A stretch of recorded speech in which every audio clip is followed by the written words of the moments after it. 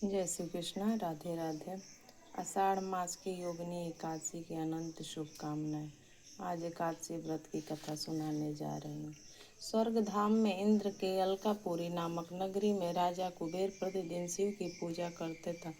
हेमा नाम की एक मालिनी पूजा के लिए उनके यहाँ पुष्प लाया करता था। उनके विशाल छी नाम की अत्यंत सुंदरी स्त्री थी। एक दिन मानसरोवर में पुष्प तोड़ने आया, परंतु कमलासक्त होने के कारण वह अपने स्त्री से रमण करने लगा और दोपहर तक पुष्प लेकर राजा के पास नहीं पहुंचा। उधर राजा उनकी राह देखते रहे। अंत में उन्हें सेवकों को आज्ञा दी कि तुम लोग जाकर हेमा माली के न आने का कारण का पता लगाओ। सेवकों ने पता लगाकर राजा से कहा, महाराज, माली तो अत्यंत कामी है, अभी तक अपनी स्त्री से रमण कर रहा है। यह सुनकर कुबेर ने क्रोधित होकर उसे बुलाया। हेमा माली राजा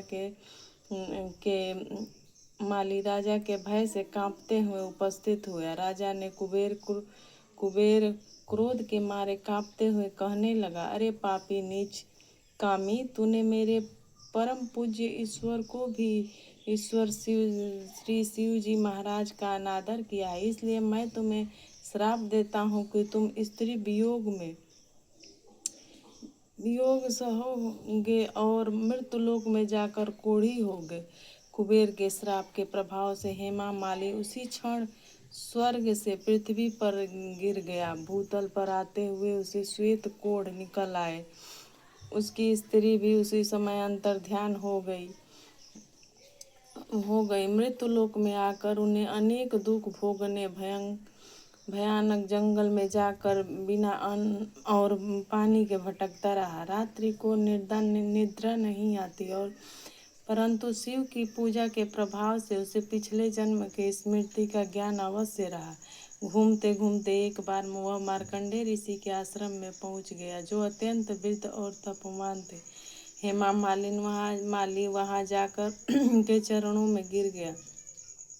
उसको देखते ही मार्कंडेय ऋषि बोली, तूने ऐसा कौन सा पाप किया है जिसके प्रभाव से तू कोढ़ी होने का महान दुख भोग रहा है। हेमा माली कहने लगा, मैं राजा कुबेर का सेवक हूँ। हेमा माली हूँ। मैं राजा की पूजा के लिए प्रतिदिन नित्य प्रति पुष्प लाया करता था। एक दिन मुझे अपने स्त्री के साथ विहार करते देर हो गई और दोपहर तक पुष्प लेकर नहीं पहुंच सका, तो उसने मुझे श्राप दे दिया कि तू स्त्री के वियोग होगा और मृत्युलोक में जाकर कोढ़ी बनकर दुख भोगोगे। इस श्राप से मैं कोढ़ी होकर अत्यंत दुख भोग रहा हूँ, अतः आप कोई ऐसा उपाय बताएं जिससे मेरा दुख दूर हो जाए। इस पर मार्कंडेय ऋषि बोले, तूने मेरे सम्मुख सत्य वचन कहा, इसलिए मैं तेरे उद्धार के लिए एक व्रत बताता हूँ। यदि तू आषाढ़ मास के कृष्ण पक्ष की योगिनी नाम की एकादशी विधि पूर्वक व्रत करके तो तेरा सभी पाप नष्ट हो जाएंगे। यह सुनकर हेमा माली अत्यंत प्रसन्न होकर मुनि को साष्टांग प्रणाम किया। हेमा माली ने मुनि के कथा अनुसार विधि पूर्वक योगिनी एकादशी का व्रत किया और इसके प्रभाव से अपने पुराने स्वरूप में आकर अपनी स्त्री के साथ आनंद पूर्वक रहने लगा।